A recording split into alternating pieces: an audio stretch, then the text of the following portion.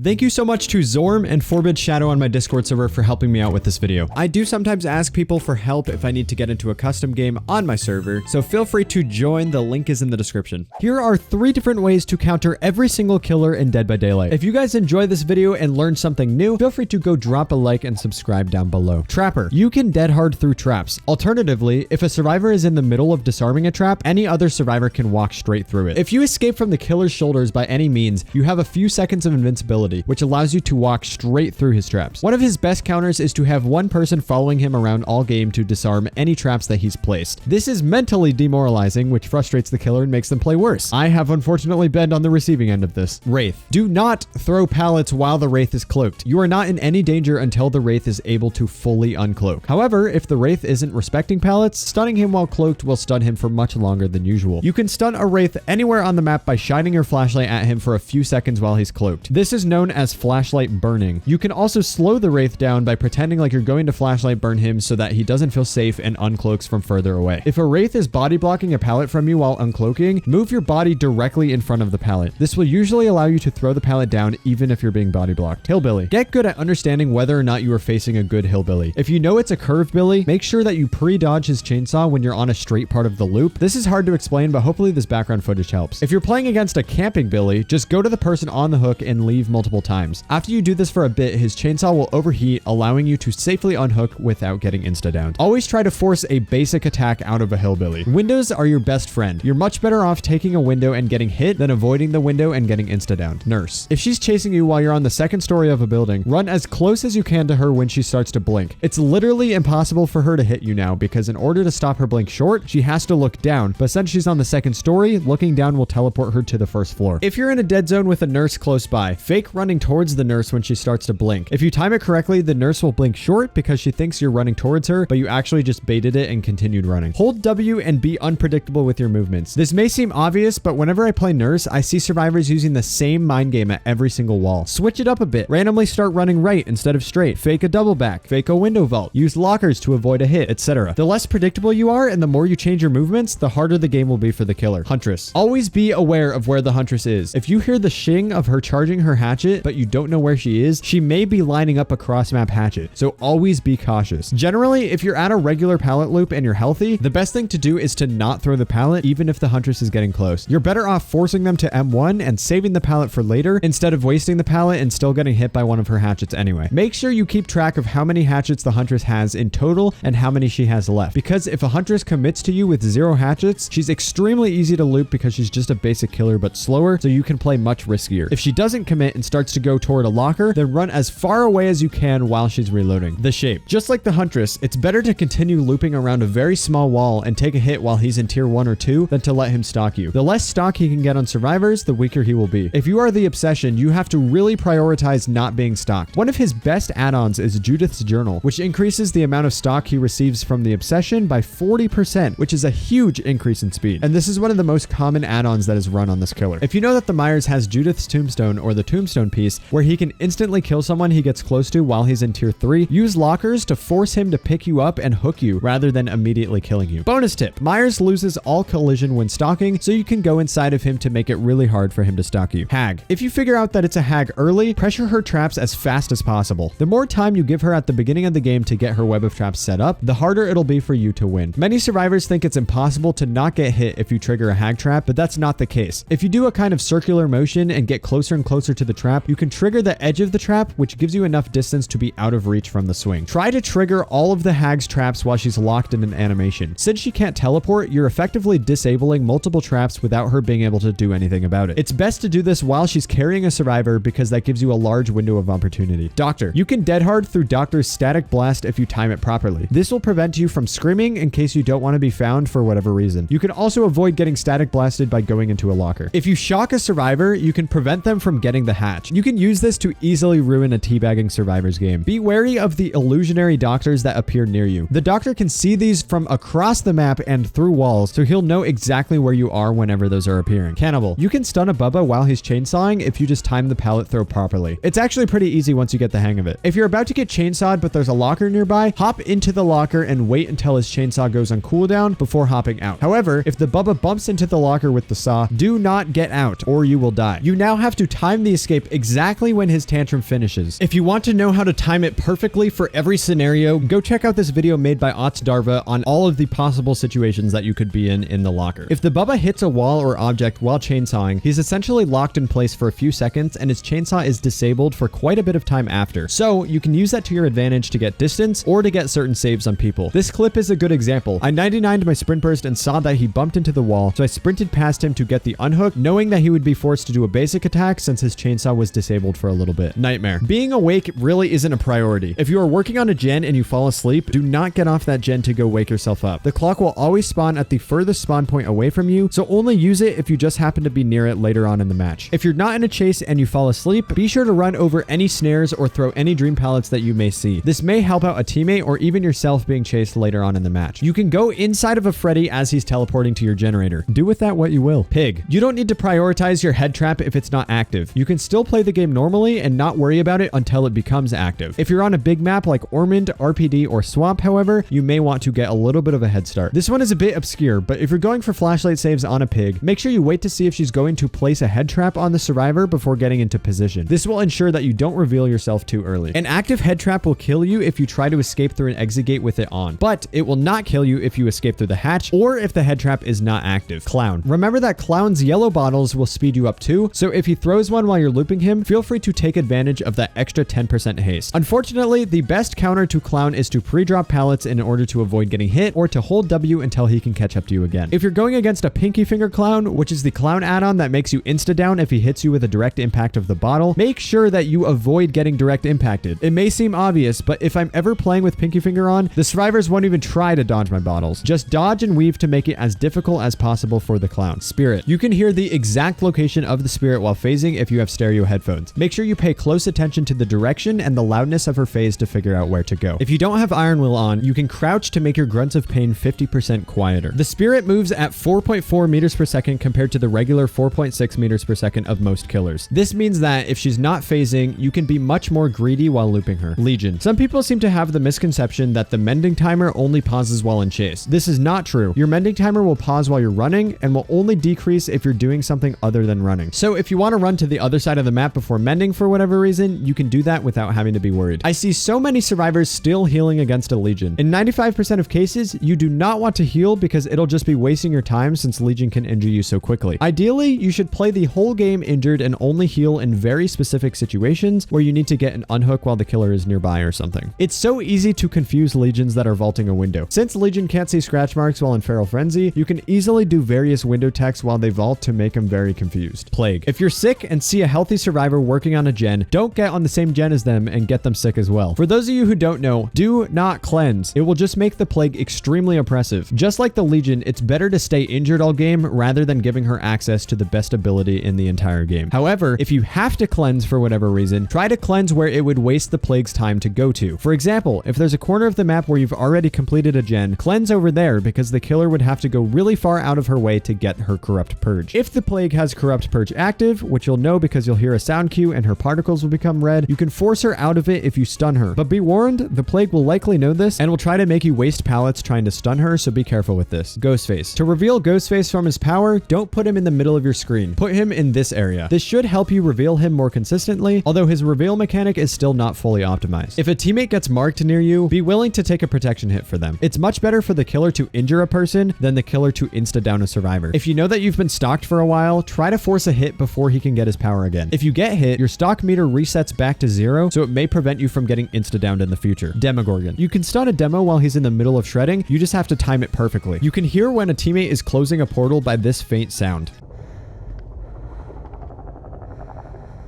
When this is happening, you'll be able to see the aura of the portal that they are closing, which may help you get additional information on survivors' whereabouts. Sometimes it's better to not close demos' portals, especially if they're in a bad position. The Demogorgon cannot replace them, so if there's a portal near a completed gen on the corner of the map, there's no need to waste your time closing it. Oni. Hug corners as tightly as possible when the Oni is enraged. It's almost impossible for an Oni to hit you while dashing if you stand around a tight corner. And contrary to Plague and Legion, you should prioritize healing yourself in most situations. The longer you're injured injured, the more powerful the Oni becomes. The best way to counter Oni is to prolong his first hit as much as possible. It's better to use a few more pallets to prevent being the first hit than it is to play greedy and allow the Oni to injure you. Deathslinger. This is really obscure, but if you know that the Deathslinger is using save the best for last and he shoots you while you're the obsession, he will likely let you struggle out of his chain in order to not lose stacks. If this happens, do not move when you're shot. It'll bring the struggle meter basically to a standstill, and the Deathslinger will be forced to either hit you and lose stacks or swing in the air and not injure you. If the Deathslinger shoots and misses, make sure you use that time to your advantage to create as much distance as possible. He is a 4.4 meters per second killer, so it'll take him longer for him to catch up. Plus, if he decides to reload, then you can get even more distance. It's extremely punishing for him to miss shots. Be careful when running along a long wall while looping a Deathslinger. Most Deathslingers will try to shoot you right before you round the corner, so once you get close to the end of the wall, make sure you pre-dodge their possible shot. Executioner. If you're tormented, you can get rid of it by saving a survivor from a cage. I see a lot of people trying extremely hard to avoid stepping in his trails, especially if he puts them down in the middle of a loop. It's much better to walk through the trail and lead him on a long chase than to avoid the trail and get hit. You can crouch over Pyramid Head's trails to avoid becoming tormented. Also, be careful of these tiny little barely visible bits of his trails because they can actually make you become tormented. Blight. Just like Oni, loop as tightly as possible and hide around corners when he's rushing. It's virtually impossible for a Blight to hit you around a tight corner. It's actually surprisingly easy to make a Blight miss while he's in his power. Just fake going one way and then go the other way. The momentum from rushing keeps the Blight locked into whatever way they were turning when they swing. So for example, if he was turning right when he swings, it becomes extremely hard to turn left mid-swing. Positioning is key against this killer. If you're ever in a chase with him, try to take him to areas of the map that are tight and close quarters because it makes it very difficult for him to rush. Also, if you're on cold wind, take him in the corn because there are usually not many objects to bump off of in the cornfields. Twins. The best counter to the twins is to work in pairs. This makes it so that if Victor is chasing you and one of you is injured, you can easily take the hit from Victor, so it forces the killer back into Charlotte. And if you're both injured, you can stay near Victor, so when he downs someone, you can easily kick him and maybe even pick up the survivor before Charlotte gets there. If you find yourself in a dead zone with Victor chasing you, you can actually use Charlotte's body as an obstacle to avoid Victor. Her hitbox is pretty big, so it becomes very difficult for Victor to hit you. If Victor is idle and you go near him, it'll trigger killer instinct, so Charlotte will know exactly where you are. You can tell if you're within this range if you can hear Victor's sounds. However, you can crouch to avoid triggering killer instinct. Trickster. There basically isn't counterplay to Trickster besides holding W and getting lucky with your map. He should just be deleted from the game. But in all seriousness, use tall loops to your advantage because he cannot hit you with his knives over these tall loops. And